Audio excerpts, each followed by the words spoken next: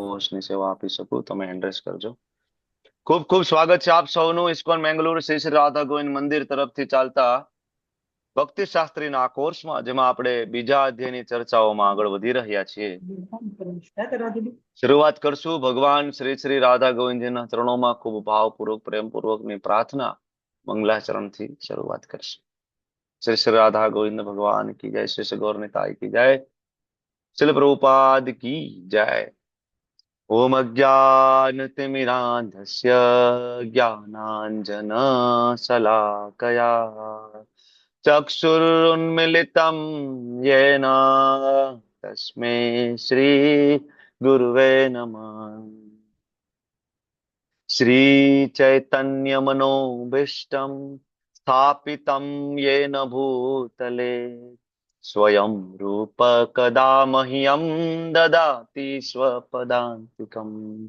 वन्देऽहं श्रीगुरो श्रीयुतापदकमलम् श्रीगुरुन् वैष्णवांश्च श्रीरूपं साग्रजातं सहगण रघुनाथान्वितं तं सजीवम् साद्वैतं सावधूतं परिजन सहितं कृष्णाचैतन्यदेवं श्रीराधा कृष्ण पादान् सहगण ललिता श्री विशाखान्वितंश्च। हे कृष्णा करुणा सिंधु दीनबंधु जगत्पते गोपेश गोपिका कांत राधा कांत नमस्तुते। तप्त कांचन गौरांगी श्री राधे वृंदावनेश्वरी वृषभानुसुते देवी प्रणमामि हरि प्रिये। वाञ्छाकल्पतरुभ्यश्च कृपा सिन्धुभ्य एव च पतितानां पावनेभ्यो वैष्णवेभ्यो नमो नमः। नमो विष्णुपादाय कृष्णपृष्ठाय भूतले श्रीमते भक्तिवेदान्त स्वामिनिति नामिने। नमस्ते सारस्वते देवे गौरवाणी प्रचारिणे निर्विशेषा शून्यवादी पाश्चात्यादेशतारिणे। जय श्री कृष्ण चैतन्य प्रभु नित्यानंद श्री अद्वैत गदाधर श्रीवासादि गौर भक्तवृंद। हरे कृष्णा कृष्णा कृष्णा कृष्णा हरे कृष्णा हरे हरे हरे हरे हरे राम राम हरे राम राम राम राम हरे हरे हरे हरे। हरे कृष्ण प्रभु जी हरे दंडवत कृष्ण प्रणाम। प्रभु जी प्रणाम। हरे कृष्ण दंडवत प्रभु जी प्रणाम। हरे दंडवत कृष्णा। प्रणाम। हरे हरे कृष्ण प्रभु जी दंडवत प्रणाम। हरे कृष्णा हरे कृष्ण दंडवत प्रभु जी प्रणाम। दंडवत प्रणाम। हरे प्रणाम। हरे कृष्ण प्रभु जी બધા જ दंडवत प्रणाम। પ્રભુજી અને માતાજી બધાનું ખૂબ ખૂબ સ્વાગત છે. વેલકમ. 5 મિનિટનો નાનો એવું રિકેપ લઈ લઈએ. તમે એન્ડ્રેસ કરો તો બે ત્રણ જણાને આપણે પૂછી શકીએ કે ભાઈ ગયા વખતે શું ચર્ચા થઈ હતી. કોઈને યાદ હોય તો બોલી શકજો તમે. શરૂઆત કરશું આકૃતિ માતાજીથી. યસ માતાજી બોલો. हरे कृष्ण प्रभु जी दंडवत प्रणाम। ના માતાજી. આપણે શ્લોક નંબર 40 થી શ્લોક નંબર 52 સુધી આપણે લીધેલું હતું. એમાં આપણે અ, અ, બુદ્ધિનો ઓરિજિનલ વ્યવસાય શું છે એના માટે સમજાવ્યું હતું. પ્રભુપાદ કહે છે કે કૃષ્ણ ભાવનામૃતમાં સ્થિર થયેલી બુદ્ધિ એ વ્યવસાયાત્મક બુદ્ધિ કહેવાય છે. એ વિશે ચર્ચા થયેલી. વેદોની અલંકારિક ભાષા વિશે ચર્ચા કરવામાં આવેલી હતી. એમાં એક ગુલાબના ફૂલ વિશે ચર્ચા થઈ હતી. શ્લોક 44માં ભોગ ઐશ્વર્ય પ્રસક્ત નામ શબ્દ પર ચર્ચા કરવામાં આવી હતી. આપણે કૃષ્ણ ભાવનામૃતમાં વેદમાં આવતી સુસંગતતા વિશે ચર્ચા થઈ હતી. ઓકે નેક્સ્ટ હિરલ પટેલ માતાજી. હરે કૃષ્ણ પ્રભુજી 2.47 માં આપણે સમજ્યા હતા કે ભગવાન અર્જુનને સમજાવે છે કે કર્મ પર તારો અધિકાર છે પણ કર્મના ફળ પર તારો અધિકાર નથી. એમ કરીને ભગવાન એને નિષ્કામ કર્મ વિશે અને એના ફળની આશા વિના જે કાર્ય કરવામાં આવે તેના વિશે સમજાવે છે. આ ઉપરાંત આ કર્મમાં કેન્દ્ર સ્થાને જો શ્રી કૃષ્ણ ભગવાનને રાખવામાં આવે તો તે કર્મ યોગ બની જાય છે અને તે મુક્તિના એટલે કે મોક્ષના માર્ગ તરફ લઈ જાય છે. અને રોજિંદા કાર્યમાં કે એમાં પણ આપાતકાલીન કાર્ય વિશે વાત થઈ હતી, ઈચ્છિત કર્મ વિશે વાત થઈ હતી. અને પ્રભુપાદે જે કહ્યું છે કે તમારું કર્મ રોકી શકતા નથી, ન તો પ્રવૃત્તિઓમાં આનંદ માણી શકો છો, તમારી પ્રવૃત્તિના ફળનો આનંદ માણી શકો, તે આધ્યાત્મિક સ્તરનું કાર્ય છે. હરે કૃષ્ણ થેન્ક પ્રભુજી. યુ આનંદ ચરણ પ્રભુ. હરે કૃષ્ણ પ્રભુજી. Yes, પ્રભુ. આપણે ગયા મંગળવારે ગોપાલ ભટ્ટ ગોસ્વામીજીના ચરિત્રથી શરૂઆત કરી હતી. એ ગોપાલ ભટ્ટ ગોસ્વામીનું ચરિત્ર પછી 2.40 ભૌતિક કર્મ અને આધ્યાત્મિક કર્મની તફાવત વિશે આપણે જાણ્યા હતું. પછી કૃષ્ણ ભાવનામૃત આપણે 1% કે 2% કરીએ તો એ આપણને આગળના જન્મમાં ત્યાંથી જ તે શરૂઆત થાય છે, કારણ કે ભક્તિનો કે ભક્તનો ક્યારે અંત થતો નથી. પછી કૃષ્ણ ભાવનામૃત છે ફૂલ પ્રોફિટ વાળું છે, એ બાબતે આપણે ચર્ચા કરેલી. પછી કુળમાં જો કોઈ એક વૈષ્ણવ જન્મે તો એ આખા કુળને તારે છે અને કુળના બધા જેટલા પિતૃ હોય છે તેઓ આનંદિત થાય છે કે અમારા કુળમાં એક ભક્તનો જન્મ થયો છે. પછી આપણે વ્યવસાયિક બુદ્ધિ અને ભૌતિક કાર્યો પ્રત્યેની ચર્ચા કરેલી. અને અલ્પ બુદ્ધિ વાળા લોકોની બુદ્ધિ સીમિત હોય છે, જ્યારે અને કર્મકાંડ એ સ્વર્ગીય આનંદ આપવા વાળો છે. પછી ઓકે, થેન્ક યુ પ્રભુ. રાધિકા સીતા માતાજી. હરે કૃષ્ણ પ્રભુજી, ધન્યવાદ પ્રણામ. સુનતા માતાજી. હરે કૃષ્ણ. પ્રભુજી, આપણે ઓલમોસ્ટ બધું થઈ ગયું છે કવર, પણ આપણે એક લેસન 5 શરૂ કરેલું હતું 2.49 to 3.9 માં, અને તેમાં આપણે કૃપણ અને બ્રાહ્મણની તમે વ્યાખ્યા પાછી સમજાવેલી હતી. બીજું Thank you. 34માં યજ્ઞ આગળનામાં ને એ બધામાં થોડી ઘણી ચર્ચા થઈ ગઈ છે. Yes yes. Okay okay. Bhumi Joshi માતાજી. હરે કૃષ્ણ પ્રભુજી. હરે કૃષ્ણ. બીજા પોઈન્ટ તો આવી ગયા છે, જે બાકી છે એમાં વ્યવસાયિક બુદ્ધિ માટે જે બાધારૂપ 2 કારણો હોય છે, એમાં એક ભોગ અને ઐશ્વર્ય, એ 2 લઈ શકાય છે. હરે કૃષ્ણ. ઓકે, ખૂબ ખૂબ ધન્યવાદ આપ સૌનો ચર્ચામાં ભાગ લેવા માટે. બાકીના બધા નેક્સ્ટ ચર્ચામાં ભાગ લઈ શકો તમે બધા. તો અધ્યાય ચાલી રહ્યો છે બીજો ગીતાનો સાર, જેમાં શરૂઆતમાં અર્જુનનું કન્ફ્યુઝન, 7મા શ્લોકમાં આવીને અર્જુનની શરણાગતિ, બરાબર, અને ભગવાનને ગુરુપદ ઉપર બિરાજમાન કરવા. અને જેવું ભગવાન ગુરુપદ ઉપર બિરાજમાન થાય અને 11મા શ્લોક થી લઈને 30મા શ્લોક સુધી ભગવાન આત્મજ્ઞાન આપે અર્જુનના પહેલા પ્રશ્નનો જવાબ. કરુણાના જવાબમાં ભગવાન એને આત્મજ્ઞાન આપે છે. આત્માના લક્ષણો, બરાબર, આત્માની શાશ્વતતા, શરીરની ક્ષીણતા, બરાબર, આ બધા વિશે આપણે ચર્ચા કરી અને 30 શ્લોકની ચર્ચા આપણે ત્યાં પૂર્ણ કરી. અને 31 થી લઈને જે 37 શ્લોક છે, બરાબર, ત્યાં અર્જુનનો બીજો પ્રશ્ન ની ચર્ચા થાય છે. બરાબર, એમ કરીને આપણે લાસ્ટ ટાઈમ જે ચર્ચા કરતા હતા મુખ્યત્વે બુદ્ધિયોગ ઉપર આપણે ચર્ચા કરી. 39મા શ્લોકથી બુદ્ધિયોગ ચાલુ થયો અને એ ચર્ચા કરીને કોને બુદ્ધિયોગ કહેવાય અને બુદ્ધિયોગના 2 પ્રકાર વિશે આપણે ભણ્યા. અને ખરા અર્થમાં વ્યવસાયિક બુદ્ધિ એટલે શું એની ચર્ચા કરી. અને હવે આપણે જ્યાં પ્રવેશ કરી રહ્યા છીએ ધીમે ધીમે, એ આ અધ્યાયનો છેલ્લો પોર્શનમાં આપણે પ્રવેશ કરવા જઈ રહ્યા છીએ આજે, કે જેને સ્થિત પ્રજ્ઞ કહી શકાય, કે જેનામાં આ વ્યવસાયિક બુદ્ધિ ડેવલપ થાય તો એ વ્યક્તિને આત્મજ્ઞાની કહો, સ્થિત પ્રજ્ઞ કહો, અલગ અલગ નામથી એક જ વસ્તુ ઓળખાય છે. તો એ ચર્ચામાં આપણે આજે આગળ વધવાના છીએ. તો લેસન નંબર 5મું ચાલી રહ્યું છે. તમને બધાને ખ્યાલ હશે 8 થી થોડો આપણો ભક્તિ શાસ્ત્રીના ક્લાસનો સમય થોડો ચેન્જ થયો છે અને 1 કલાકનું સેશન રહેશે 9 થી 10 નું, જ્યાં સુધી લેવલ 1 ના ક્લાસ છે ત્યાં સુધી. વચ્ચે પાછો આપણને બ્રેક મળશે તો આપણે થોડો સમય વધારી દેશું, બરાબર. ને બાકીનું જેટલું રહી જશે તો આપણે એવું પણ કરી શકાય કે 2 કલાકના 2 સેશન પણ લઈ શકીશું વચ્ચેના ગેપની અંદર. ઓકે, તો આપણે લેસન નંબર 5 માં આગળ વધી રહ્યા છીએ. યોગ કર્મસુ કૌશલમ. કૌશલમ ઉપર આપણે ખૂબ ડિટેલમાં ચર્ચા કરી ચૂક્યા છીએ, બરાબર. Just a minute.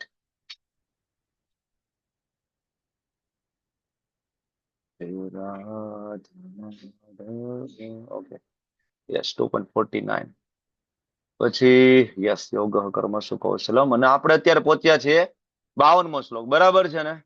51 સુધીની ચર્ચાઓ કરી ચુક્યા છીએ ને આપણે? બોલતો નથી ને? થેન્ક યુ, બરાબર. Thank you so much. ચાલો શ્લોક નું પઠન કરો સરસ મજાનું કોઈક. ચાલો, કોણ ગાશે આ શ્લોક? Rays your hand. જાનવી માતાજી, ચાલો કમોન ફાસ્ટ. અધ્યાય 2 ગીતાનો સાર શ્લોક નંબર 52. યદા તે મૂળકલિલં બુદ્ધિર્વ્યતિતરિષ્યતિ તદા ગંતાસि નિર્વેદં શ્રુતવ્યસ્ય શ્રુતસ્ય ચ. અનુવાદ જ્યારે વાંચો. જ્યારે તારી બુદ્ધિ મોહરૂપી ગાઢ જંગલને પાર કરી જશે ત્યારે તારે સર્વ સાંભળવા યોગ બાકી તથા તે સાંભળેલ હશે તે પ્રત્યે તું ઉદાસીન થઈ જઈશ. હરિપુર. બુદ્ધિ યોગમાં કર્મ કરવાનો શું ફાયદો છે? કોઈ વ્યક્તિ વ્યવસાયિક બુદ્ધિ ડેવલપ કરે તો શું થાય? બરાબર, એક જ મિનિટ.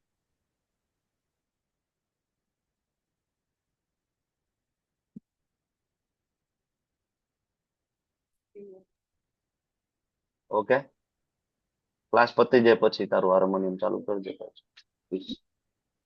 તો બુદ્ધિ યોગમાં આપણે આગળ વધીએ તો શું થાય? એનો ફાયદો શું છે? સૌથી પહેલું કે કોઈ પણ વિષય તમારા ઉદ્દેશ્યમાં બાધા નહીં લાવી શકે. બરાબર, બુદ્ધિ છે મોહરૂપી ગાઢ જંગલને પાર કરી જશે. ભૌતિક જેટલા વિષયો જે છે એના પ્રત્યે સંપૂર્ણપણે ઉદાસીન થઈ જશે. પ્રભુપાદ નું સરસ મજાનું તાત્પર્ય છે. ભાવાર્થની અંદર તમે જોશો તો પેલો પેરેગ્રાફ જે છે એમાં પ્રભુપાદ ઉદાહરણ આપે છે કે કેવી રીતના કોઈ વ્યક્તિ છે એ એની બુદ્ધિ મોહરૂપી ગાઢ જંગલને પાર કરી અને બધી સાંભળવા યોગ્ય હોય, સાંભળેલું હોય, વોટ એવર કર્મકાંડ હોય, વેદ હોય, એના પ્રત્યે કેવી રીતના કોઈ વ્યક્તિ ઉદાસીન થઈ જાય. એનું એક્ઝામ્પલ કોણ છે? માધવેન્દ્રપુરી.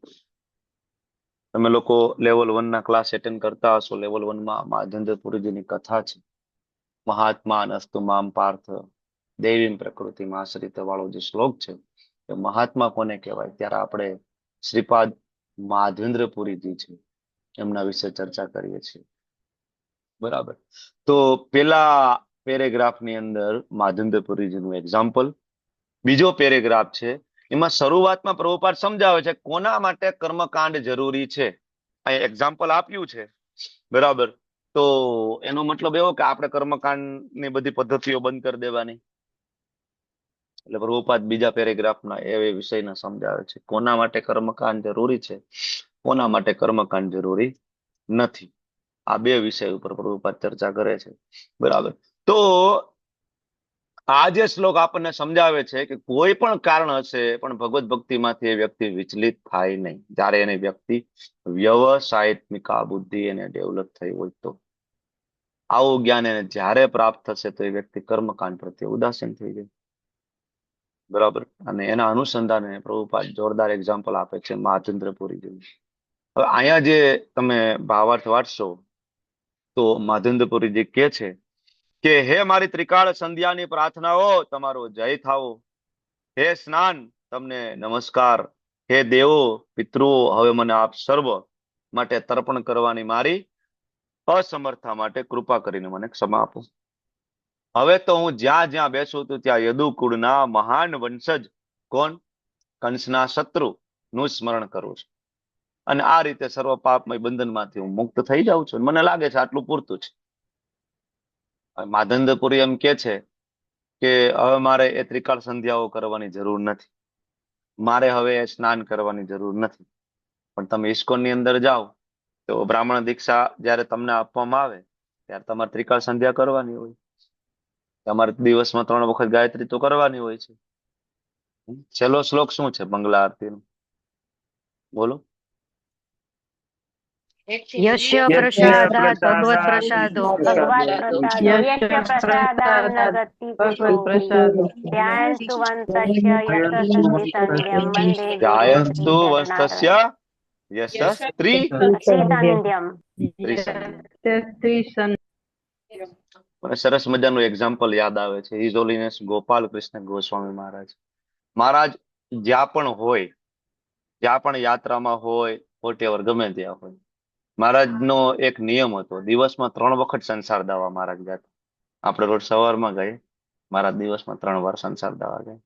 મહારાજને જ્યારે દિવસમાં એનો સમય ફિક્સ એનો સમય થઈ જાય ને તો એ આસન પાથરીને મારા ત્યાં બેસે અને સંસાર દાવા ગઈને પ્રભુપાદને યાદ કરે, ત્રિકાળ સંધ્યા કરે, પ્રભુપાદને ખૂબ ભાવપૂર્વક પ્રેમપૂર્વક યાદ કરે.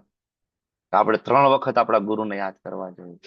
તો હવે અહીંયા તો ભગવાને કીધું, માધંદપુરીનું એક્ઝામ્પલ પેલા આપ્યું પ્રભુપાદે, પણ આ જે ચેતના છે એ ખૂબ હાયર લેવલની ચેતના છે.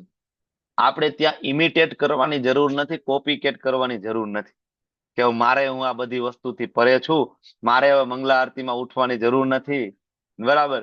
નહીં, ઘણા બધા એમ કે ના તો કર્મકાંડ છે ભાઈ, તમે આ ભક્તો બધા કરો છો લાઈક એ કર્મકાંડ, બરાબર? પણ આ વસ્તુમાંથી કોણ વ્યક્તિ બાકાત છે?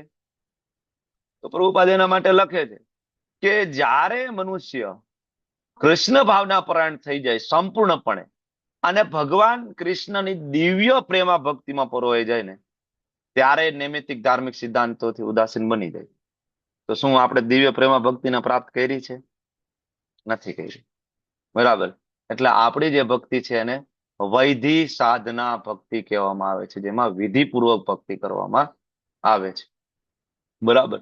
માધંદ્રપુરીજી અહીંયા એમ કહે છે કે હું મારા બધા સ્નાન તમને નમસ્કાર હોજો, કારણ કે હવે મારે જરૂર નથી. તો માધંદ્રપુરીજી સ્નાન નહોતા કરતા તો સાથે સાથે ખાતા પણ નહોતા, સાથે સાથે સૂતા પણ નહોતા, સાથે સાથે પીતા પણ નહોતા. શરીર ટકાવવા માટે જે મિનિમમ રિક્વાયરમેન્ટ હોય, તમને બધાને ખબર છે, આપણા ગોસ્વામીઓ રઘુનાથ દાસ ગોસ્વામી, બરાબર, રઘુનાથ ભટ્ટ ગોસ્વામી, સનાતન ગોસ્વામી, રૂપ ગોસ્વામી, જીવ ગોસ્વામી, તમને બધાને ખ્યાલ છે. સનાતન ગોસ્વામી, રૂપ ગોસ્વામી જયારે એમને ખીજાય છે, વલ્ભાચાર્ય જયારે આવે છે, તમને લોકોને ખ્યાલ હશે, પિશાચી શબ્દ એક શ્લોકની અંદર. તો જીવ ગોસ્વામી જયારે મથુરા જતા રહે છે અને એક ગુફામાં બેસી જાય છે, તો જીવ ગોસ્વામી ખાલી કાચો લોટ અને થોડું પાણી આટલું જ ખાતા, કાચો લોટ ને પાણી. તો અહીંયા જયારે માધંદ્રપુરી એમ કહેતા હોય કે મારા સ્નાન તમને નમસ્કાર હો અને હવે હું એ બધું કરી શકવાનું નથી, બરાબર? પણ એનો મતલબ એવો નથી કે આપણે ઇમિટેટ કરવાનું છે, આપણે ઇમિટેટ ના કરી શકીએ. એટલે પ્રભુપાદ છે તાત્પર્યમાં વર્ણન કરે છે, બરાબર, કે નવા ભક્તો માટે આ નિયમો અનિવાર્ય છે. વૈદિક ભક્તિના બધા જ નિયમો આપણે પાલન કરવા જોઈએ. આપણે પવિત્ર નદીઓમાં સ્નાન કરવું પડે, આપણે ત્રિકાળ સંધ્યા પણ કરવી પડે, બરાબર? એટલે આપણે ઇમિટેટ કરવાની જરૂર નથી. પણ ભગવાનના જે શુદ્ધ ભક્ત હોય ઉપરના લેવલ, ઇવન હમણાં મેં વાત કરી હિઝ હોલીનેસ ગોપાલ કૃષ્ણ ગોસ્વામી મહારાજ શુદ્ધ ભક્ત છે, જરૂર નથી એને કર્મકાંડીએ કોઈ વિધિ કરવાની. એને આપણી જેમ મંગલા આરતી કરવાની જરૂર લાગે તમને? મંગલા આરતી તો આપણા માટે છે. એકચ્યુઅલી તમે 12મો અધ્યાય વાંચશો, 12મા અધ્યાયમાં 8મા શ્લોક થી ભગવાન એક હેરાર્કી આપે છે સરસ મજાની, બરાબર? સૌથી પહેલા ભગવાન એમ કે છે કે ભાઈ તારું મન મને આપી દે, બરાબર, તારું બુદ્ધિ મને આપી દે. આપણે કઈ પ્રભુના મન નથી લાગતું, તો ભગવાન બીજો ઓપ્શન આપે છે, એક કામ કરતો મન ના આપી શકતો હોય તો એક કામ કર કે વિધિ વિધાનોનું પાલન કરે. એ બીજા નંબરની ભક્તિ છે, તેને વૈદિક સાધના ભક્તિ કહેવામાં આવે છે. આપણા માટે છે. કોના માટે? બદ્ધ જીવ માટે, બરાબર? તો પ્રભુપાદ માટે જરૂરી હતું, પ્રભુપાદે કરતા હતા મંગલા આરતી, બરાબર? હિઝ હોલીનેસ ગોપાલ કૃષ્ણ ગોસ્વામી મહારાજ માટે જરૂરી છે? નો. હિઝ હોલીનેસ જયપ્રતાપ સ્વામીજી મહારાજ માટે જરૂરી છે? નો, નથી જરૂરી. વાય? કારણ કે એની કન્ટિન્યુઅસ મંગલા આરતી ચાલુ છે, બરાબર, 24/7. અને એનું તો જીવતું જાગતું એક્ઝામ્પલ આપણને આપી ગયા છે મહારાજ, બરાબર ને? ઊંઘમાં પણ મંગલા આરતી કરી રહ્યા છે, વિડીયો વાયરલ થયો તો તમને લોકોને ખ્યાલ હશે, બરાબર? તો એને જરૂર નથી આવા કોઈ કર્મકાંડીય, બરાબર, સિદ્ધાંતો પ્રત્યે અથવા વિધિ પ્રત્યે, છતાં એ કરે છે. શું કામ? આપણે પદભ્રષ્ટ ના થાય ને એટલા માટે, આપણી કેર કરવા માટે કરે છે. બાકી તો ઓલરેડી આત્મજ્ઞાનમાં સ્થિત છે અને ઓલરેડી એ જીવતા જીવત કૃષ્ણને પામી ચૂકેલા છે, એને કઈ જરૂર નથી, પણ આપણા માટે. ઓકે, એટલે આયા એ સમજવાની જરૂર છે, ઇમિટેટ કરવાની જરૂર નથી. હવે આગળ જયારે વધીએ ત્યારે આગળ કહે છે કે જયારે વેદોની અલંકાર પ્રચુર ભાષા, હવે આપણે વ્યવસાયિક બુદ્ધિ તરફ આગળ વધીએ તો એમાં અવરોધ આવે છે. અવરોધ કયો? શ્રુતિ વિપ્રતિપન્ના તે યદા સ્થાસ્યસી નિશ્ચલા સમાધાવચલા બુદ્ધિ. અર્જુન આ શબ્દ ઉપાડી લેશે આમાંથી. કયો શબ્દ? સમાધા વચલા બુદ્ધિ. સમાધો એટલે કે દિવ્ય ચેતનામાં જે સ્થિત હોય, અચલા એટલે કે અવિચળ, અને બુદ્ધિ એટલે બુદ્ધિ. જે વ્યક્તિની બુદ્ધિ દિવ્ય ચેતના એટલે કે કૃષ્ણ ભાવના અમૃતમાં અચલા એટલે કે અવિચળ રીતના સ્થિર હોય એને કહેવાય સ્થિત પ્રજ્ઞ. એટલે અર્જુન આગળ સ્થિત પ્રજ્ઞના લક્ષણો પૂછશે 54માં. અહીંથી શબ્દ ઉપાડે છે, સમાધા વચલા બુદ્ધિ. અર્જુનને બધી ખબર છે, આના ઉપરથી પણ તમને ખ્યાલ આવી જવો જોઈએ કે સમાધા વચલા બુદ્ધિ આ શ્લોક, આ જે શ્લોકમાંથી શબ્દ ઉપાડીને અર્જુન પૂછી લે છે. તો એક કામ કરો, સ્થિત પ્રજ્ઞના લક્ષણો કેવા હોય, કેમ બોલે છે, કેમ ચાલે છે, આ બધા પ્રશ્ન પૂછશે. અર્જુનને ખબર છે કોના માટે પ્રશ્ન પૂછે છે, આપણા માટે. એટલે ભગવાન કહે છે શું કે જ્યારે વેદોની અલંકાર પ્રચુર ભાષાથી તારું મન વિચલિત થશે નહીં, આત્મ સાક્ષાત્કારની સમાધિમાં તે સ્થિર થઈ જશે ને, ત્યાર પછી તને દિવ્ય ચેતના રૂપ યોગ પ્રાપ્ત થશે. ત્યાં સુધી દિવ્ય ચેતના રૂપ યોગ પ્રાપ્ત થતો નથી. બે વસ્તુ કીધી છે, એક તો વેદોની અલંકાર પ્રચુર ભાષા. આની પેલા આના વિશે ચર્ચા થઈ ગઈ છે, તમને લોકોને યાદ હોય તો. અલંકાર પ્રચુર ભાષા એટલે શું? તો કે વેદોની અંદર મુખ્ય 3 ભાગ છે, કર્મકાંડ, જ્ઞાનકાંડ, ઉપાસના કાંડ. કર્મકાંડની અંદર ઘણા બધા એવા વિભાગો છે કે જે આ યજ્ઞ કરીએ તો આ પ્રાપ્ત થાય, આ યજ્ઞ કરીએ તો આ પ્રાપ્ત થાય. અપ્સરાઓ, મદિરા, બરાબર, ભોગ. તો આના કારણે સારા સારા લોકો ડાયવર્ટ થઈ જાય, બરાબર. તો પછી સમાધોના વિધીયતે, આગળ શ્લોક આવ્યો હતો ને, ભોગેશ્વર્ય પ્રસક્તા નામ તયા પહત ચેતસા વ્યવસાયિકા બુદ્ધિ સમાધોના વિધીયતે. સેમ વસ્તુ ભગવાન એ જ સમજાવે છે, બરાબર. એટલે તમે તાત્પર્ય વાંચો, ચાલો એક કામ કરો, વાંચો. શૈલેષ પદ પ્રભુ, પ્લીઝ રીડ. પ્રભુજી. હરે કૃષ્ણ પ્રભુજી. બાવા શિલા પ્રભુપાદજી દ્વારા શિલા પ્રભુપાદજીની જય. કોઈ વ્યક્તિ સમાધિમાં છે એમ કહેવાનો આશય એવો છે કે સંપૂર્ણ રીતે કૃષ્ણ ભાવના પરાયણ છે. અર્થાત પૂર્ણ સમાધિમાં રહેલો મનુષ્ય, જ્યારે મનુષ્ય બ્રહ્મ, પરમાત્મા તેમજ ભગવાનનો સાક્ષાત્કાર કર્યો છે. આત્મ સાક્ષાત્કારની સર્વોચ્ચ સિદ્ધિ એવા જ્ઞાનમાં રહેલી છે કે મનુષ્ય પોતે કૃષ્ણનો સનાતન સેવક છે અને કૃષ્ણ ભાવનામૃતમાં રહી પોતાના સર્વ કર્મ કરવા એ જ તેનું એકમાત્ર કર્તવ્ય છે. કૃષ્ણ ભાવના પરાયણ મનુષ્ય અથવા ભગવાનના એકનિષ્ઠ ભક્તે વેદોની અલંકારિક વાણીથી વિચલિત થવું ન જોઈએ અને સ્વર્ગે જવાના ઉદ્દેશથી સકામ કર્મોમાં પ્રવૃત્ત પણ ન થવું જોઈએ. કૃષ્ણ ભાવનામૃતમાં મનુષ્યને કૃષ્ણનું સાક્ષાત સાનિધ્ય પ્રાપ્ત થાય છે અને એ દિવ્ય અવસ્થામાં કૃષ્ણ પાસેથી મળતા સર્વ આદેશોને તે સમજી શકે છે. આવા કાર્યો દ્વારા મનુષ્યને સુફળ પ્રાપ્ત થાય છે અને તે અંતિમ નિર્ણાયક જ્ઞાન પામે છે. તેણે માત્ર કૃષ્ણ અથવા તેના પ્રતિનિધિ આધ્યાત્મિક ગુરુની આજ્ઞાઓનું પાલન કરવાનું રહે છે. હરે કૃષ્ણ. હરે કૃષ્ણ. ખૂબ ખૂબ ધન્યવાદ પ્રભુ.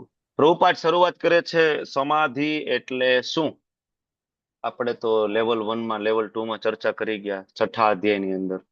મોટા ભાગને એમ આપણને એમ હોય કે જયારે આપણે કૃષ્ણ ભાવના અમૃતમાં નહોતા એવા કે સમાધિ એટલે હિમાલયમાં જઈને બેસી જવું, એટલે સમાધિ. ખરેખર એ સમાધિની વ્યાખ્યા નથી. સમાધિ એટલે સતત કૃષ્ણનું સ્મરણ કરવું, કન્ટિન્યુઅસ. ભગવાનના જે શુદ્ધ ભક્તો ભગવાનનું સતત સ્મરણ કરે એ અવસ્થા સમાધિની છે, બરાબર. પણ એમાં પ્રોબ્લેમ એ છે, હવે ભગવાન અહીંયા એટલા માટે એકચ્યુઅલી કહે છે આ અલંકાર પ્રચુર ભાષા વેદોની, શું કામ અહીંયા તરત આ શ્લોક આવ્યો? કારણ કે આગળનો શ્લોક તમે વાંચો, આની પહેલા લીધો એની અંદર ભગવાને કીધું કે એવું જ્ઞાન પ્રાપ્ત થશે કે અત્યાર સુધી જે સાંભળ્યું છે અથવા સાંભળ્યું યોગ્ય કઈ બાકી હશે બધા પ્રત્યે તો ઉદાસીન થઈ, આવું જ્ઞાન પ્રાપ્ત થશે. આવું જ્ઞાન પ્રાપ્ત થાય, આ હાયર લેવલનું જ્ઞાન છે. અને આની અંદર તમને બધું જ જ્ઞાન પ્રાપ્ત થાય. જેમ કે ભગવાનનો શુદ્ધ ભક્ત હોય એને વેદોનું બધું જ્ઞાન ખબર હોય, એને પણ ખબર હોય કે સ્વર્ગમાં કઈ રીતના જઈ શકાય, બ્રહ્મલોકમાં કઈ રીતના જઈ શકાય, ઉપરના લોકમાં જઈને કેવી રીતના કરી શકાય. મહાધેન્દ્રપુરીજીનું જે એક્ઝામ્પલ આપ્યું છે, મહાધેન્દ્રપુરીજી બધી જ વિધિઓ બધું જ જાણતા. મહાધેન્દ્રપુરીજી ધારે તો બ્રહ્મલોકમાં જઈ શકે, સ્વર્ગલોકમાં જઈ શકે, ઇન્દ્રપદ પણ પામી શકે, છતાં પણ એ ડાયવર્ટ ના થયા. એટલે ભગવાન તરત જ આ શ્લોક નેક્સ્ટ લઈ આવ્યો કે ભાઈ અલંકાર પ્રચુર ભાષાથી તારું મન વિચલિત ના થવું જોઈએ, જેવી રીતના મારા શુદ્ધ ભક્તોનું મન વિચલિત થતું નથી. તારે શીખવું પડશે. એટલે પ્રભુપાદ આપણને એક્ઝામ્પલ આપીને સમજાવે છે. બરાબર. એટલે પ્રભુપદાએ સમાધિની વ્યાખ્યા આપે છે. કારણ કે જ્ઞાનની વાત આવે, આગળ વાત કરી ને ભગવાને કે એવું જ્ઞાન પ્રાપ્ત થશે, તો જ્ઞાનની વાત આવે ત્યારે સૌપ્રથમ શું યાદ આવે? જ્ઞાનનો પર્યાય છે વેદ. કારણ કે વેદમાંથી બધા જ્ઞાન આવે છે. બરાબર. અને વેદના અંદર એક મોટો ભાગ જે છે જે કર્મકાંડ છે. ઇવન તમે સામાજિક રીતના જોવો પણ તો આ કર્મકાંડ વાળો ભાગ જ હાઇલાઇટ થતો હોય છે બધી જગ્યાએ. બરાબર. આના આ કરો તો આ ફળ મળશે, આ કરો તો આ ફળ મળશે. કર્મકાંડ વાળો ભાગ હાઇલાઇટ વધારે થાય એટલે ભગવાન સમજાવે છે. બરાબર. અને આની પેલા પણ વાત થઈ ગઈ છે એક શ્લોકમાં, ત્રૈગુણિયા વિષયા વેદા ને ત્રૈગુણિયો અર્જુન, આગળ આવશે. બરાબર. તો 3 ગુણો સિવાય વેદોમાં બીજી કોઈ ચર્ચા નથી. પણ આમાં વિચલિત નહીં થવાનું. ભગવાન કહે છે સંપૂર્ણ જ્ઞાનનો જે સાર છે એ સાર સ્વરૂપ શ્રીમદ ભાગવતમ અને ભગવદ ગીતા, એની અંદર ભગવાને સાર મૂક્યો છે. એટલે પંચમ વેદ તરીકે શ્રીમદ ભગવદ ગીતાને ઓળખવામાં આવે છે. બરાબર. અને એટલા માટે જ્યાં સુધી કોઈ વ્યક્તિ ભગવદ ગીતા અને શ્રીમદ ભાગવતમ નથી વાંચતું ત્યાં સુધી એ વ્યક્તિ હંમેશા ડાયવર્ટ રહે છે. હંમેશા એના મનમાં ડાયવર્ઝન રહે છે. ગમે એટલી વાર કોઈ વ્યક્તિ શિવ પુરાણો વાંચી લે, ગમે એટલી વખત વ્યક્તિ બીજા ઘણા બધા શાસ્ત્રો છે વાંચી લે, પણ એના મનમાંથી એ ડાયવર્ઝન જતું નથી, શંકાઓ જતી નથી. ભગવાન પ્રત્યેની પ્રેમા ભક્તિ, શુદ્ધ ભક્તિ ક્યારે પ્રગટ નથી થતી. મોટા મોટા કથાકારોમાં પણ આ ઇવન જોવા મળે. ઘણી વખતે કોન્ટ્રોવર્સીમાં આવી જતા હોય છે. મૂળ કારણ આ છે. કારણ કે બધા શાસ્ત્રોનો બેઝ ભગવદ ગીતા, શ્રીમદ ભાગવતમ છે. પ્રભુપાદની એકલી ભગવદ ગીતા પૂરતી છે ભગવત ધામ લઈ જવા માટે. એકલી ભગવદ ગીતા પૂરતી છે. કોઈ વ્યક્તિ પ્રભુપાદની ભગવદ ગીતા બરાબર વાંચે અને સમજે અને એમાં લખેલા ઉપદેશોને જીવનમાં ઉતારે તો વ્યક્તિની ભગવત ધામની ટિકિટ કન્ફર્મ થઈ જાય. ભાગવતમ વાંચે તો સોને પે સુહાગા છે. બરાબર. પણ કોઈ જીવન ખાલી ભગવદ ગીતા વાંચીને સમજી લે, બરાબર, તો પણ ભગવત ધામ કન્ફર્મ થાય છે. બરાબર. તો હવે પ્રશ્ન એ થાય કે જો વેદોમાં કર્મકાંડ વાળો આ જે ભાગ આપ્યો છે અને ભગવદ ગીતામાં તો ભક્તિ જ આપી છે, તો પછી ભગવાન આવું કન્ફ્યુઝન શું કામ ક્રિએટ કર્યું હશે? સાર તો ભક્તિ છે ને. ભગવદ ગીતાનો સાર શું છે? સર્વધર્માન પરિત્યજ્ય મામ એકમ શરણમ વ્રજ. ભગવદ ગીતાનો સાર શું છે? મન મના ભવ મદ ભક્તો મધ્યાજી મામ નમસ્કારો. That is essence. તો પછી આ કર્મકાંડ વાળા વિભાગ આપવાની શું જરૂર પડી વેદોમાં બધી જગ્યાએ? પ્રશ્ન તમારા માટે છે. ક્લાસ પૂરો થયે આ પ્રશ્ન ઉપર આપણે ચર્ચા કરવાના છીએ. અત્યારે નહીં, ત્યાં સુધીમાં યાદ કરીને રાખી દો. 10 વાગે 5 મિનિટનો આપણે આ નાની એવી ચર્ચા લઈશું. ઓકે. તો શું કામ વેદોમાં એ ભાગ આપ્યો છે? એની જરૂરિયાત શું છે? આના વિશે તમારે કહેવાનું છે. હવે આગળ તરફ વધીએ તો હવે અર્જુન જે ઓલો શબ્દ છે એ ઉપાડી લેશે. કયો? સમાધાવચલા બુદ્ધિ. એટલે અર્જુનને ખબર પડી ગઈ કે આ સ્થિત પ્રજ્ઞાની વાત થઈ રહી છે, તો લગે આજ પૂછી લઉં. બરાબર. એટલે અર્જુન, સ્થિત પ્રજ્ઞાનો અર્થ શું થાય? સ્થિત પ્રજ્ઞ, એટલે જ્ઞાન, એટલે આપણે અજ્ઞ કહીએ ને. હવે અજ્ઞાની છે અજ્ઞ. અજ્ઞ એટલે જેનામાં જ્ઞાન નથી, અજ્ઞાની. તો પ્રજ્ઞ એટલે શું? તો કે પ્રકૃષ્ટ રૂપેણ જ્ઞાન. પ્રકૃષ્ટ રૂપેણ જ્ઞ એટલે જ્ઞાન. કેવું જ્ઞાન? પ્રકૃષ્ટ રૂપેણ, પ્રચુર માત્રામાં જેને જ્ઞાન હોય એને કહેવાય પ્રજ્ઞ. અને એમાંય આ પ્રચુર જ્ઞાન છે કયું હોવું જોઈએ? આધ્યાત્મિક.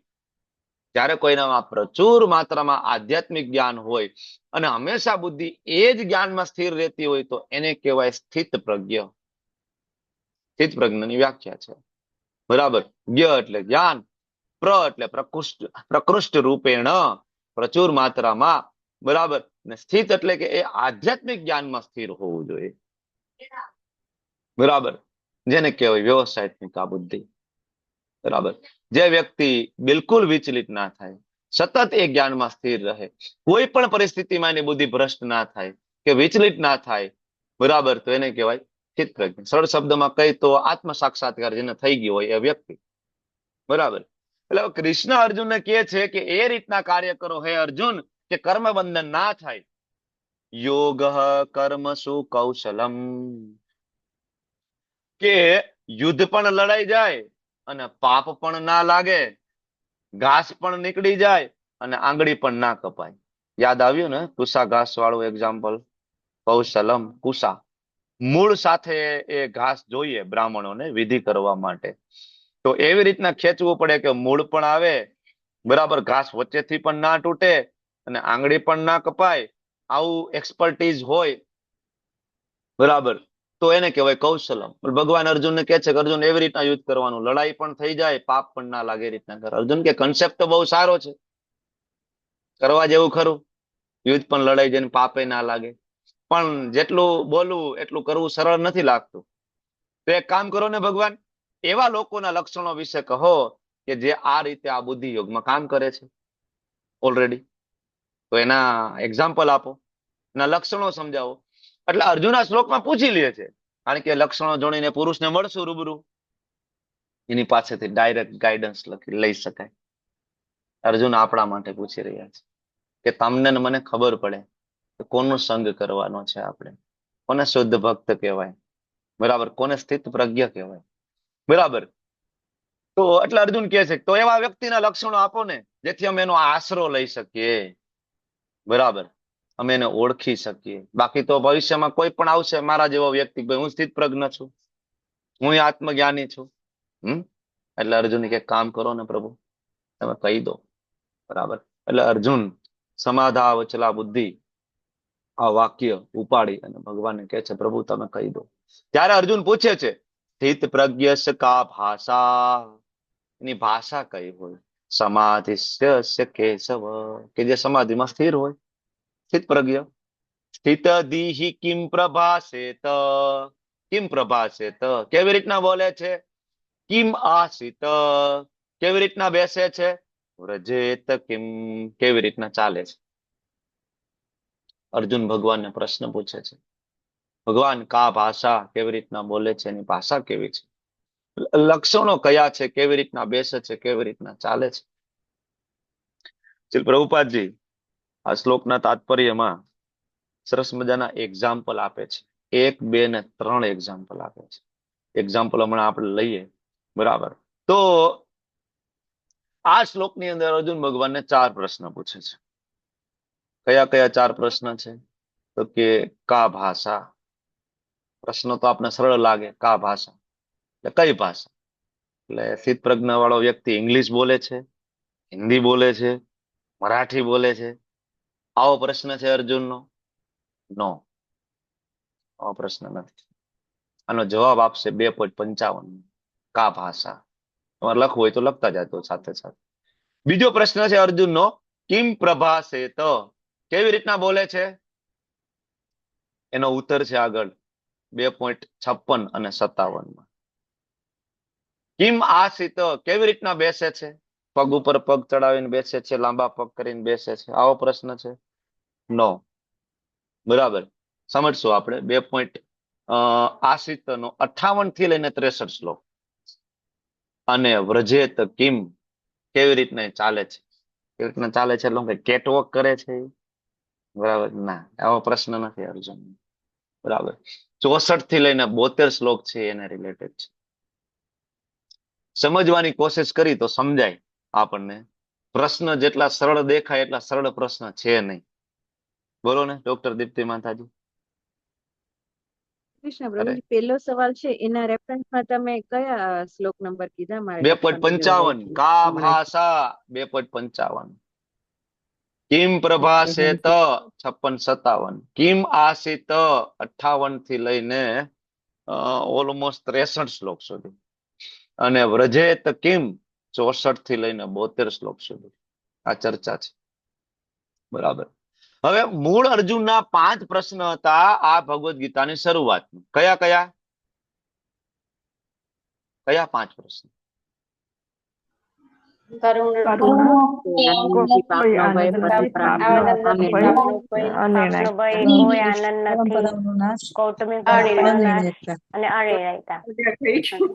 ખૂબ ખૂબ ધન્યવાદ. તો આ 5 પ્રશ્નનો જવાબ ભગવાન આપી દીધા, બરાબર.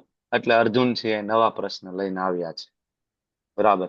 અને એમાં અર્જુન કહે છે કે આ લક્ષણો કહો. કા ભાષા, પ્રભુપાદ સમજાવે છે કે જેવી રીતે દરેક મનુષ્યના તેને વિશિષ્ટ સ્થિતિ પ્રમાણે કેટલાક લક્ષણો હોય છે, એવી રીતના કૃષ્ણ ભાવના પર મનુષ્યનું પણ બોલવું, ચાલવું, વિચારવું, લાગણી થવી વિશિષ્ટ સ્વભાવ હોય છે.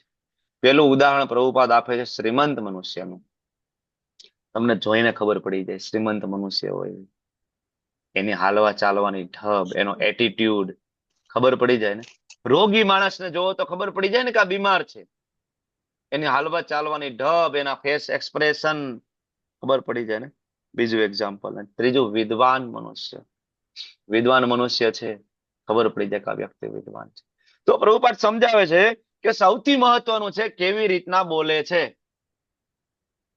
બોલે તો ખબર પડે ને. પ્રભુપાદ તાત્પર્યમાં કે છે કે મૂર્ખમાં મૂર્ખ મનુષ્ય હોય, બોલતો નથી ત્યાં સુધી ખબર નથી પડતી કે આ મૂર્ખ છે કે બુદ્ધિમાન છે. બોલે એના બોર વેચાય, આપણે ગુજરાતીમાં કહેવત છે. બોલે તો ખબર પડે ને. બીજી પણ એના જેવી જ એક કહેવત છે, તમને યાદ આવતી હોય તો. બરાબર. તો ન બોલવામાં બોલવામાં 9 ગુણ છે, પણ આની અરે સેટ નથી થતી. એક બીજી છે એકચ્યુઅલી, મને યાદ નથી આવતી. બરાબર છે, તમે સાચા છો. ઓકે. તો બની ઠનીને બેઠેલો મૂર્ખ જ્યાં સુધી બોલે નહીં ને ત્યાં સુધી મૂર્ખ તરીકે એને ઓળખી શકાતો નથી. પ્રભુપાદ સરસ સમજાવે છે, તાત્પર્ય વાંચજો તમે લોકો. તો મૂર્ખ મનુષ્ય હોય, બોલે ત્યારે ખબર પડે કે નહીં આ તો મૂર્ખ છે. બરાબર. એટલે જ્યાં સુધી કોઈ વ્યક્તિ બોલે નહીં ત્યાં સુધી ખબર ના પડે. આપણે ઇસ્કોનની અંદર બોલવાનું ખૂબ મહત્વ છે.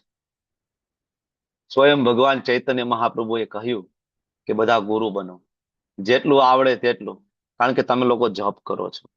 બરાબર. તમે જે કઈ કહેશો એ બીજા ભૌતિક માણસો કરતા તો વધારે જ બરાબર ઇફેક્ટિવ રહેવાનું છે. બરાબર. તો જેની હજી શરૂઆત નથી થઈ એ લોકોને તમે કઈક પ્રીચિંગ કરશો તો અસરકારક થશે. બરાબર. એટલે મહાપ્રભુ ગુરુની વ્યાખ્યા શું આપે છે? કિબા વિપ્ર કિબા ન્યાસી શુદ્ર કે ને નહીં, ये कृष्ण तत्व वेता से गुरु है. ये कृष्ण तत्व वेता ગુરુ બની શકે, મહાપ્રભુએ કીધું છે. બરાબર. તો હવે રાહ જોવાની જરૂર નથી. મારા ગુરુ મહારાજ હિજોલીને જયપ્રતાકા સ્વામી ગુરુ મહારાજ કહે છે, હમણાં જ એનું સ્ટેટમેન્ટ હતું કે રાહ જોવાની જરૂર નથી કે હું બહુ બધી નોટ બનાવી લઉં, હું બહુ બધું રીડિંગ કરી લઉં, હું બહુ બધા શાસ્ત્ર વાંચી લઉં પછી હું ક્લાસ લઈશ. નો, તૈયારી કરી લો. લેવલ 1 માટે હું રેડી છું પ્રભુજી. પ્રભુજી આ વખતે હું કિડ્સ બેચ લઈ લઈશ, મારી નોટ રેડી થઈ ગઈ છે. એના માટે રેડી હોવા જોઈએ આપણે. 1 to 1 એક પછી એક ક્લાસ માટે રેડી હોવા જોઈએ. મારા ગુરુ મહારાજ કહે છે કે રાહ જોવાની જરૂર નથી કે હું જ્ઞાનમાં પાવરફુલ થઈ જાઉં, કારણ કે આ પ્રોસેસ છે પ્યુરિફાઈંગ છે. આ પ્રોસેસ છે એ પ્યુરિફાઈંગ છે. ખાલી જ્ઞાન પ્રાપ્ત કરવાથી ભગવાન પ્રાપ્ત થતા હોય તેવા જ્ઞાની કેટલાય સમાજમાં છે જેને વેદોના શ્લોકો કંઠસ્થ છે, કોઈ મતલબ નથી. બરાબર. પણ આ પ્રોસેસ જ પ્યુરિફાઈંગ છે. પ્રચારથી વધારે બીજું પ્યુરિફાઈંગ કાંઈ નથી. સૌથી વધારે પ્યુરિફિકેશન પ્રચાર આપી શકે છે. બરાબર. તો અહીંયા આપણને અર્જુનના 4 પ્રશ્ન વિશે ખબર પડે. એટલા માટે બોલવાનું ખૂબ મહત્વ છે. પહેલો પ્રશ્ન. અને ઇસ્કોનમાં સૌથી વધારે જે સેશન તમને જોવા મળે ઇન્ટરેક્ટિવ સેશન જોવા મળે. બીજા ક્યાંય આટલા ઇન્ટરેક્ટિવ સેશન નથી જોવા મળે. બીજા કહેવાતા અમુક સંપ્રદાયોમાં તો બોલવાની છૂટે નથી. તમે જાઓ, મહારાજ બોલતા હોય તમારે સાંભળવાનું, હું કહું એટલું જ સાચું, વાત પૂરી, નો કોમેન્ટ્સ. કોઈ ક્વેશ્ચન આન્સર સેશન નથી હોતું, જ્યારે આપણા બધા સેશનમાં છેલ્લે ક્વેશ્ચન આન્સર સેશન હોય છે. શાસ્ત્રો ઉપર ઇસ્કોનમાં જેટલા ક્લાસ ચાલી રહ્યા છે, જેટલી ચર્ચાઓ ચાલી રહી છે, આટલી બીજી ચર્ચાઓ કે બીજે ક્યાંય ક્લાસ તમે ક્યાંય જોયા નહીં હોય.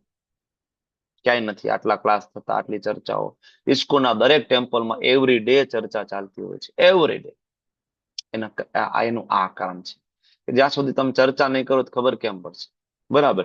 એટલે આગળના શ્લોકની અંદર ઓકે, હજી અહીંયા અચ્છા આપણે જે ચર્ચા થઈ અહીંયા છે, તમે આનો ફોટો પાડવો હોય તો પાડી શકશો. લક્ષણ. બરાબર. કેવી રીતના બોલે છે, કેવી રીતના બેસે છે, કેવી રીતના ચાલે છે, ક્યાં ક્યાં એના જવાબ આપ્યા છે. હવે કા ભાષા. વાણી એ કોઈ પણ માણસનો સૌથી મહત્વનો ગુણ છે. Speech is the most important quality of any man. It is said that a fool is undiscovered as long as he does not speak. Certainly, well-dressed fool cannot be identified unless he speak. ખબર ના પડે ને વેલ dress હોય તોય કે આ મૂર્ખ છે કે નહીં. બરાબર. એટલે હવે આગળ ભગવાન કહે છે, શ્રી ભગવાન ઉવાચ, કા ભાષાનો જવાબ છે 55મો શ્લોક. બરાબર. સ્થિત પ્રજ્ઞ કોણ છે, એના લક્ષણો કેવા હોય, એની ચર્ચા ચાલે છે. સુરક્ષા માતાજી કઈ કેવું છે? હરે કૃષ્ણ પ્રભુજી. હમ. દીપક પટેલ પ્રભુજીનો શ્લોક છે. દીપક પ્રભુ, આર યુ ધેર? હરે કૃષ્ણ. હરે કૃષ્ણ પ્રભુજી. રેડી? આ શ્લોક રેડી છે? પ્રભુજી રેડી છે, પણ બોલવાનું થોડું બીક લાગે છે પ્રભુજી. તો ફરજિયાત બોલો. ચાલો, જેવું આવડે એવું બોલો. આપણું ફેમિલી ગ્રુપ છે, સમજીને 2 મિનિટ 3 મિનિટ 1 મિનિટ પણ બોલો, કાંઈ વાંધો નહીં, ડોન્ટ વરી. બાકીનું અધૂરું હું પૂરું કરી દઈશ. ઓકે? યસ પ્રભુ, ઓવર ટુ યુ. યસ પ્રભુ. શ્રી ભગવાન વાચ, પ્રજહાતિ યદા કામા સર્વાં કામ મનોગતા આત્મ એવ આત્મના તૃષ્ટ સ્થિત પ્રજ્ઞ તદો ઉચ્યતે.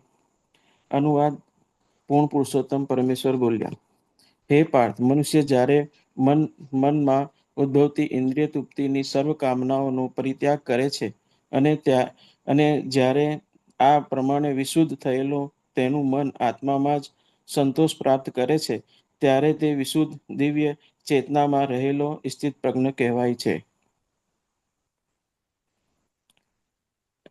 હવે પ્રજહાતિ યદા કામા એ વ્યક્તિ જે ભૌતિક ઈચ્છાઓની પાછળ દોડી રહેલો હોય છે, જે ભૌતિક કામનાઓ પાછળ, કે આ કરી લો, મોટું મકાન બનાવી લો, આ કરી લો, તે કરી લો, એ બધું સુખ ક્ષણિક ભર હોય છે. કેમ કે ભૌતિક સુખ લાંબા સમય સુધી ચાલતું નથી. એ લાંબા સમય આપણને તકલીફ જ આપે છે, કદી સ્થાયી રહેતું નથી. પર આધ્યાત્મિક સુખ આપણને દિવ્ય ચેતના પર લઈ જાય છે અને આપણામાં સદગુણો પણ ઉત્પન્ન કરે છે. એ સ્થિત પ્રજ્ઞની અવસ્થામાં જાય છે. એનો બેસ્ટ ઉદાહરણ પ્રહલાદ મહારાજ છે. એમના જીવનમાં કેટલી બધી તકલીફો હિરણ્યકશ્યપ એમના પિતા તરફ આપવામાં આવી, છતાં પણ એ ભગવાનના ભક્ત હતા અને ભગવાનની ભક્તિમાં તલ્લીન હતા. છતાં પણ એમનું આજુબાજુનું જે કંઈ વાતાવરણ હતું એ પણ એમને સ્પર્શ કરી શક્યું નહીં. અને એમને હરે કૃષ્ણ, એમને અગ્નિમાં પણ આપવામાં આવ્યા, હાથીથી કચરાવવામાં આવ્યા, સાપના દસ્ત આપવામાં આવ્યા, તલવાર કે રાક્ષસોનો ભય પણ બતાવવામાં આવ્યો. છતાં પણ એ એમના ભક્તિ અને એમાંથી ડૈગા નહીં ને ભગવાનની ભક્તિ કરતા રહ્યા. એ જ રીતે બીજું સ્થિત પ્રજ્ઞનું ઉદાહરણ આપણા ગુરુ શ્રી પ્રભુપાદ છે, જેમને જીવનમાં ઘણી બધી તકલીફો આવી, છતાં પણ એમને પોતાના જીવનમાં 70 વર્ષની ઉંમરે પણ એ ભગવાનના ભક્તિનું પ્રચાર કરવા વિદેશમાં ગયા ને ત્યાં પણ એવા હિપ્પી લોકો જોડે રહ્યા, જ્યાં એમને માન લો કે એમના જે પ્રવચન હોય, એમનું એ હોય, એમના જોડે અપમાન જેવું વર્તન કરતા હતા, છતાં પણ એમના જોડે હિમ્બલ ને એકદમ સિમ્પલ ને પ્રેમ ભાવથી ભગવાનને ભક્તિ ને ભગવાનનું નામ જાપ ને એ કર્યું. એનાથી એ હિપ્પી લોકો હેપી થયા ને એમના જીવનમાં સદગુણો ને એ આપણને કહે છે કે સ્થિર પ્રજ્ઞ જે કૃષ્ણ ભાવનાત્મક ભક્તિ કરે છે, એનામાં સદગુણો આપને આપ આવી જાય છે, ઋષિ મુનિઓના ગુણ ઉત્પન્ન થાય છે. એ જ રીતે જે લોકો બહારના હતા, રેશિયન હતા, એમનામાં પણ એમના જીવનશૈલી આપણા જેવી ઉત્તમ ભક્તિ કરતા થઈ ગયા અને એમનામાં પણ પરિવર્તન આવ્યું. હરે કૃષ્ણ પ્રભુજી.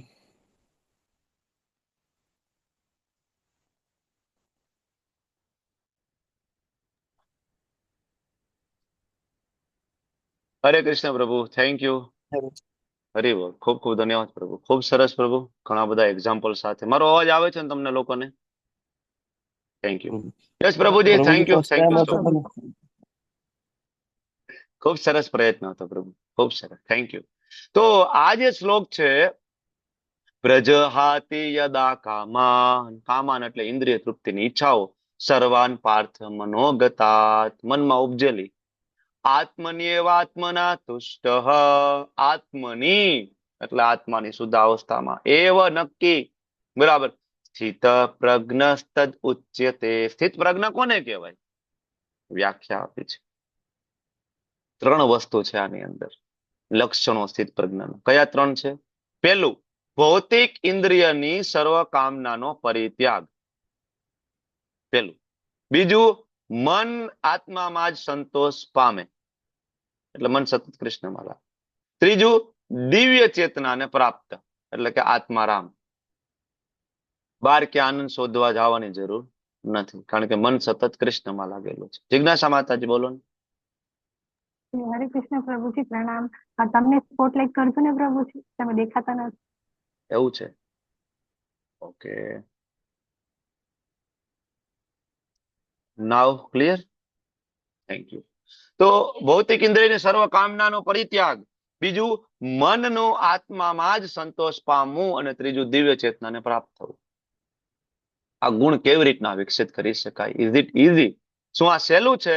પ્રભુપાદનો પેરેગ્રાફ નંબર 1 તમે વાંચશો તો તમને ખબર પડશે કે પ્રભુપાદ ત્યાં સમજાવે છે કે શું ખરેખર ઈચ્છા અને વિષય વાસનાનો ત્યાગ શક્ય છે. Is it possible? ઈચ્છા શૂન્ય થવું શક્ય છે કે નહીં? Question for you. No. Raise your hand. Raise your hand. ઈચ્છા શૂન્ય થવું શક્ય છે? વિક્રમી કૃષ્ણ પ્રભુ શું કહેવાનું છે? હરે કૃષ્ણ પ્રભુજી, ઈચ્છા નથી થતી પ્રભુજી. શૂન્ય નથી થતી તો શું કરી શકાય એના માટે? ઈચ્છા શૂન્ય નથી થતી તો શું કરી શકાય? કારણ કે આમાં ભગવાને એવું કીધું છે કે ઇન્દ્રિય તૃપ્તિની સર્વ કામનાનો પરિત્યાગ. ભગવાને તો પરિત્યાગ શબ્દ વાપર્યો. એને ચેન્જ કરી શકાય છે પ્રભુજી. યસ, એક્ઝેક્ટલી પ્રભુ, એક્ઝેક્ટલી. તો પ્રભુપાદ એ જ સમજાવે છે કે મનમાં ઉદ્ભવતી સર્વ પ્રકારની વિષય વાસનાઓનો ત્યાગ છે એ પોસિબલ નથી. તમે રોકી શકતા નથી વિષય વાસનાઓને, બરાબર. પણ જ્યારે કોઈ વ્યક્તિ, આનંદ પ્રભુ બોલો ને, તમારે કઈ કેવું છે કે એ જ પ્રશ્નના જવાબમાં તમે એડ્રેસ કર્યો હતો?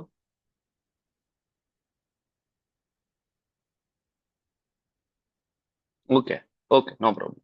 તો જ્યારે કોઈ વ્યક્તિ સનાતન દાસ પોતાને માને ભગવાનનું, ત્યારે જ આ વસ્તુ છે શક્ય બને છે. એટલે પ્રભુપાદ સમજાવે છે કે આ ગુણ કેવી રીતે આપણે વિકસિત કરી શકીએ. ઇન્દ્રિય તૃપ્તિની કામનામાંથી મુક્તિ કેવી રીતના છે? કૃત્રિમ રીતે શક્ય છે. કોઈ વ્યક્તિ ઘર છોડી દે, પરિવાર છોડી દે, કામ ધંધો બિઝનેસ છોડી દે, કાશીમાં જતા રહીએ, બનારસ, હિમાલય જતા રહીએ, તો ઈચ્છાઓ શૂન્ય થઈ જાય? કારણ કે ઇવન મુક્તિ પામવાની ઈચ્છાને પણ ઈચ્છા કીધી છે કે મારે મોક્ષ જોઈએ છે. અલ્ટિમેટલી બધા મોક્ષ પાછળ પડેલા છે, પણ મોક્ષ છે, બરાબર.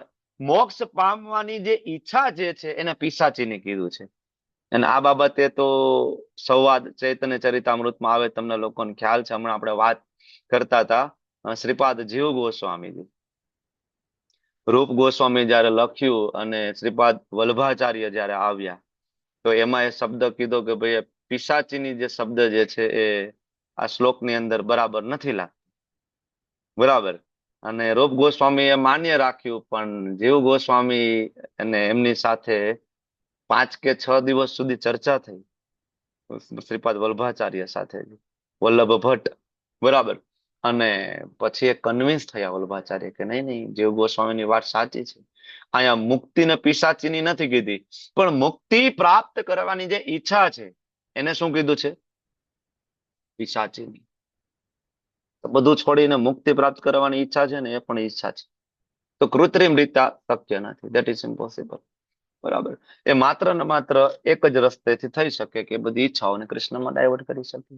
બીજું, આત્મામાં રમણ કરે છે, પોતાનામાં જ આનંદી. તો આત્મજ્ઞાની જે લોકો છે, બરાબર, જેને આત્મ સાક્ષાત્કાર થયો છે, એ આત્મામાં રમણ કરે. પણ આપણું શું? આપણે આત્મ સાક્ષાત્કાર થયો છે? આપણે આત્મજ્ઞાની છીએ? નો. તો આપણે આ સ્ટેજ ઉપર કેવી રીતના પહોંચી શકીએ? આપણી તો લાયકાત નથી. આપણે તો આત્મ સાક્ષાત્કાર શું છે જાણતા પણ નથી ખરેખર. તો આપણે કેવી રીતના એ સ્ટેજ ઉપર પહોંચી શકીએ? ત્યારે શ્રી પ્રભુપાદજી એને વધારે સરળ કરવા માટે સમજાવે છે આ તાત્પર્યની અંદર, સનાતન દાસ માનવું.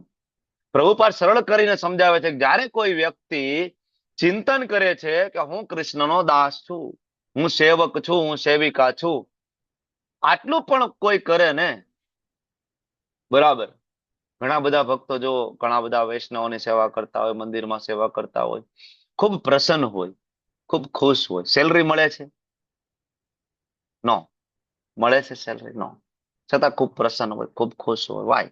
મારા ગુરુ મહારાજ હિઝ હોલીનેસ જયપતાકા સ્વામીજી મહારાજ, વેસ્ટર્ન કન્ટ્રીઝમાં એમનો બર્થ થયો, તમને ખ્યાલ છે.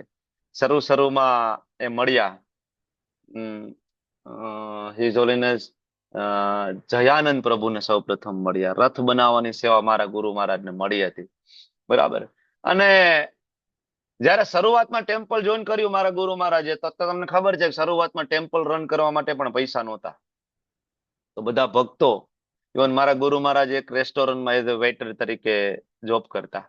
આખો દિવસ કામ કરે ને વેઇટર તરીકે જે સેલરી મળે, સેલરી ત્યાં ટેમ્પલમાં આપીને ટેમ્પલ ચલાવતા મારા ગુરુ મહારાજ. એક દિવસ એક વ્યક્તિ આવે છે, અને વ્યક્તિ હાથમાં જોવો તો રોલેક્સની વોચ છે, મોંઘીદાટ કારની અંદર આવ્યા છે, સૂટ બૂટ, ખૂબ રૂપિયા પૈસા, ધન ધનાઢ્ય, પણ ટેન્શન ડિપ્રેશનમાં આવીને ત્યાં બેસે છે ટેબલ ઉપર. મારા ગુરુ મહારાજ ઓર્ડર લેવા જાય છે. મારા ગુરુ મહારાજ એકદમ ખુશ, મુખ ઉપર ખૂબ દિવ્ય આનંદ, એની પ્રસન્નતા, એના મુખમંડળની આકૃતિ જોઈને વ્યક્તિને એમ થાય છે કે આ વ્યક્તિ આટલો બધો ખુશ કેવી રીતના હોઈ શકે? કે સામાન્ય વેઇટર છે, શું કમાઈને કમાતો હશે, અને કમાઈને પૈસા મળે એમાંથી એને તો શું સુખ મળતું હશે કે આનંદ પ્રાપ્ત કરે? ત્યારે મારી પાસે આટલું ધન, રૂપિયા, પૈસા, સંપત્તિ છે, અને હું પણ ટેન્શનમાં, ડિપ્રેશનમાં છું. ત્યારે મારા ગુરુ મહારાજને પૂછે છે કે તમે આટલા બધા પ્રસન્ન કેવી રીતના છો? ત્યારે મારા ગુરુ મહારાજ કહે છે કેવી રીતના હું પ્રસન્ન છું? Why? Because I am the servant of Krishna. હું કૃષ્ણનો સર્વન્ટ છું. I am servant of my guru Maharaj Srila Prabhupada. હું સર્વન્ટ છું મારા ગુરુ મહારાજ, અને આના કારણે હું ખૂબ ખુશ છું. તમે આવો ક્યારેક ટેમ્પલમાં, તમને પણ આ અનુભવ થશે. ઘણી વખત ભૌતિક જગતમાં પણ તમે જોશો કે વ્યક્તિની પોતાની પ્રોફાઇલ ભલે લો હોય, પણ જયારે વ્યક્તિને જોબ મળી જાય માઇક્રોસોફ્ટમાં, બરાબર, તો વ્યક્તિ કહેવાય ને કે આમ 2 ફૂટ ઊંચો હાલે. નોકરી શેમાં? તો કે માઇક્રોસોફ્ટમાં છે, ઇન્ટેલમાં છે, ગૂગલમાં પોસ્ટિંગ થઈ ગયું છે. ગૂગલ કંપની એની ના હોય, પણ છતાં પણ એ 2 ફૂટ ઊંચો હાલે, નહીં, ગૂગલ કંપનીમાં મને જોબ મળી છે, બરાબર. એમ ભગવાનના ભક્તો જ્યારે એ ભગવાન કૃષ્ણનું દાસત્વ સ્વીકારે ત્યારે ખૂબ પ્રસન્ન હોય છે. ભાઈ નોકરી ક્યાં મળી છે? ગોલોક વૃંદાવન ધામની જોબ છે ભાઈ, થોડી કોઈ સામાન્ય પોસ્ટ છે કઈ? ઇન્ટર્નશીપ ચાલી છે અમારે અત્યારે. આજ અમારે પરમેનન્ટલી કરવાનું છે, જે અમે અત્યારે અમારી ઇન્ટર્નશીપ છે. અમારે ડોક્ટરની ભાષામાં ઇન્ટર્નશીપ કહેવાય.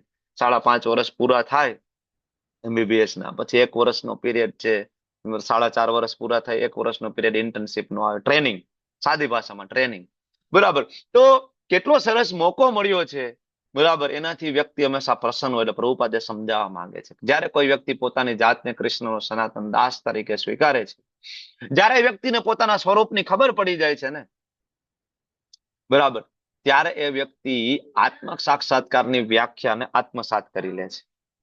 બીજું અઘરું કરવાની જરૂર નથી. પ્રભુપાદ કે ખાલી આટલું કરો કે આપણે કૃષ્ણના દાસ છીએ, આપણે પ્રભુપાદના દાસ છીએ, આપણે વૈષ્ણવોના દાસ છીએ, દાસાનું દાસ.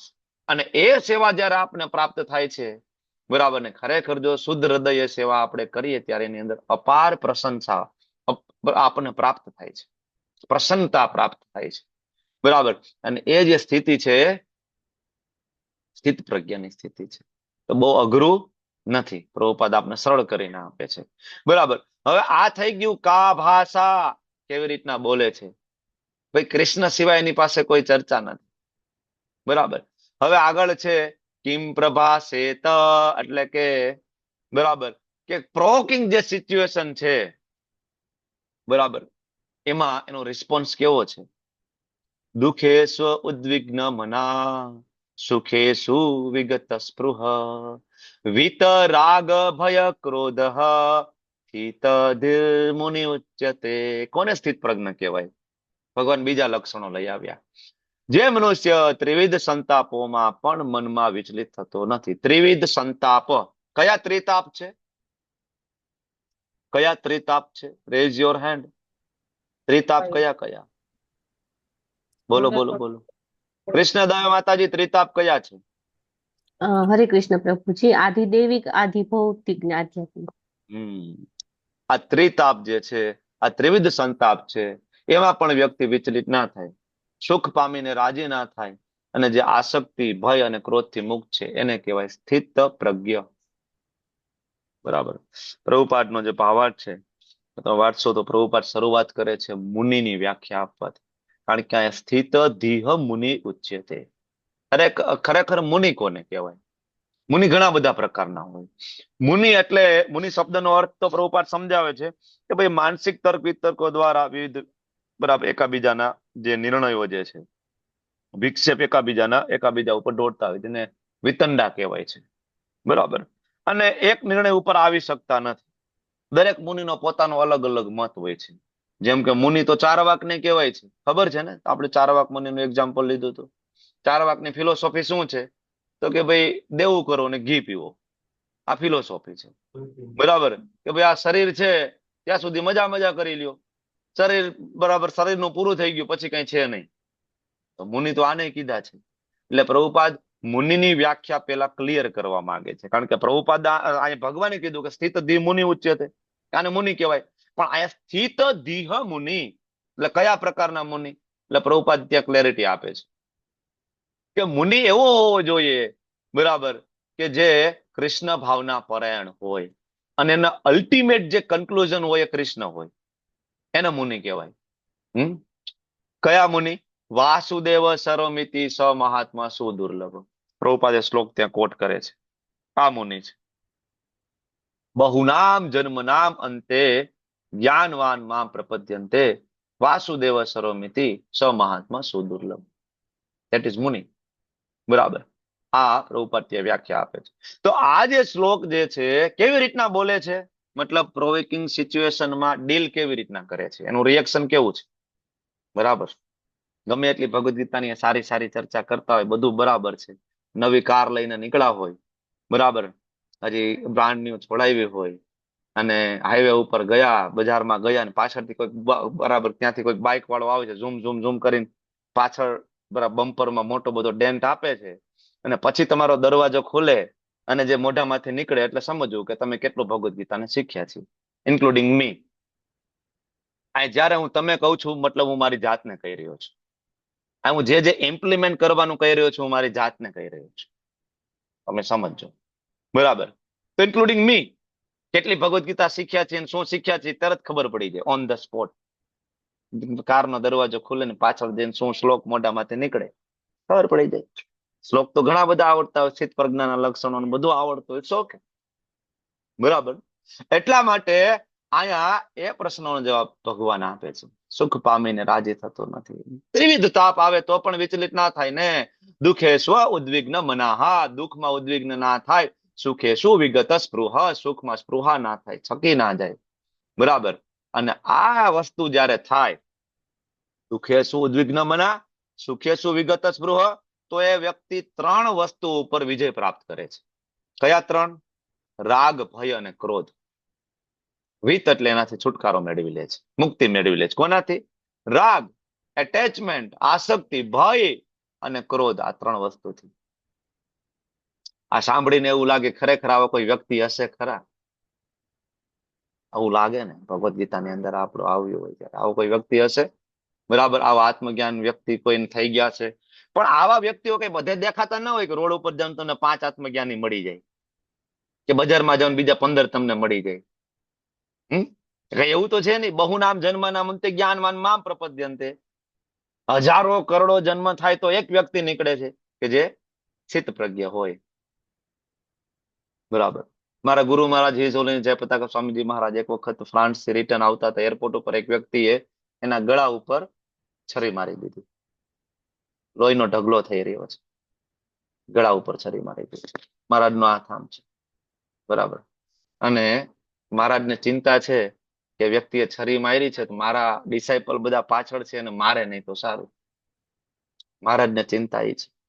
મહારાજને ઇમરજન્સીમાં હોસ્પિટલાઇઝ કરવામાં આવ્યા. મહારાજ બેભાન થઈ ગયા. મહારાજ પાછા કોન્શિયસ થયા તો પેલો પ્રશ્ન એ પૂછ્યો કે ઓલા વ્યક્તિનું શું થયું? તમે એને પોલીસને હવાલે તો નથી કરી દીધો ને? માર્યો તો નથી ને? સ્થિતપ્રજ્ઞ, પ્રભુપાદ અને પ્રભુપાદના ડિસાઇપલ, આ બધા લક્ષણોને આત્મસાત કરીને આપણને આપ્યા છે, જેથી આપણે આવા ગુરુનું શરણ લઈને આપણે એને ઓળખી શકીએ છીએ, બરાબર, અને એના આશીર્વાદ પ્રાપ્ત થાય તો આપણને આ પ્રાપ્ત થાય છે. બાકી અત્યારના સમયમાં માણસો નાની નાની એવી સમસ્યામાં નિરાશ થઈ જાય, સુસાઇડ કરી લે. શું કામ? મન કાબુમાં નથી. નાના હતા ત્યારે બધી ઈચ્છાઓ પૂરી થઈ છે, બરાબર, અને આગળ જતા જિંદગી બધી ઈચ્છા પૂરી કરવાની નથી, કરવાની છે.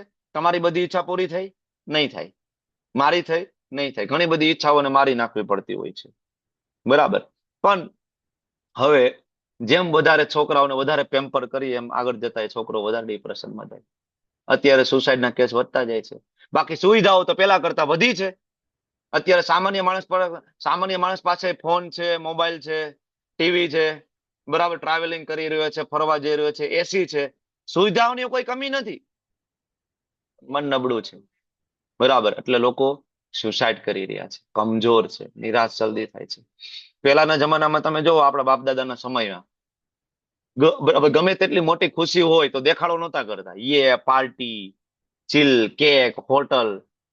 આજકાલ તો આપણે એટલા ગાંડા થઈ ગયા છીએ કે લોકોની ખબર નથી પડતી કે એરપોર્ટ ઉપરથી ફ્લાઇટ છે એ ફેસબુકમાં અને ઇન્સ્ટાગ્રામમાં સ્ટેટસ મૂક્યા વગરે પણ ત્યાંથી નીકળી શકાય ખરું એમ. આખા ગામને જાણ કરવાની જરૂર નથી પડતી એમ, ફોટો પાડીને, બરાબર. એમને તમે ઉડી શકો છો, જરૂર નહીં તમારે ફેસબુકમાં એ મૂકવું પડે સ્ટેટસ, જરૂર નથી. પણ છતાં લોકો એક્સાઇટેડ થઈ જાય નાની નાની વાતમાં, નાની નાની. હવે આના ઉપરથી એક ખબર પડે કે જ્યારે કોઈ વ્યક્તિ સારો સમયમાં બહુ છકી જાય ને, એ વ્યક્તિ ખરાબ સમયની અંદર ડૂબી જાય. પ્રોબ્લેમ એ છે, જ્યારે જીવનમાં ખરાબ સમય તો આવવાનો છે ને, એ સહન નહીં કરી શકે. આપણા બાપ દાદા બહુ બુદ્ધિશાળી હતા, બરાબર, એ છકી નહોતા જતા, અને એટલે દુઃખમાં આપણે સહન કરી લેતા. આજકાલ આપણે સહન નથી કરી શકતા, બરાબર, કારણ કે આપણે સુખની અંદર પણ આપણે સ્થિર નથી રહી શકતા. તો આ શ્લોક આપને શીખડાવે છે કે કેવી રીતના બેલેન્સ રહેવું જોઈએ. ઓકે, યસ, સમય થઈ ગયો છે, આપણે અહીં વિરામ લઈશું. થોડુંક આના ઉપર જ ચર્ચા છે, સ્થિત પ્રજ્ઞ કોને કહેવાય, પ્રભુપાદનું એક સ્ટેટમેન્ટ છે, પણ આવતીકાલે ચર્ચા કરશું, બરાબર. આ સ્લાઇડ સુધી પહોંચ્યા છીએ આપણે, અને આવતીકાલે ચર્ચા કરીશું. વાંછા કલ્પતરુભ્યશ્ચ કૃપા સિંધુ વેવ ચ પતિતાનામ પાવનેભ્યો વૈષ્ણવેભ્યો નમો નમઃ. અનંત કોટી વૈષ્ણવોને કી જય, શ્રી પ્રભુપાદ કી જય, ગુરુ મહારાજ કી જય.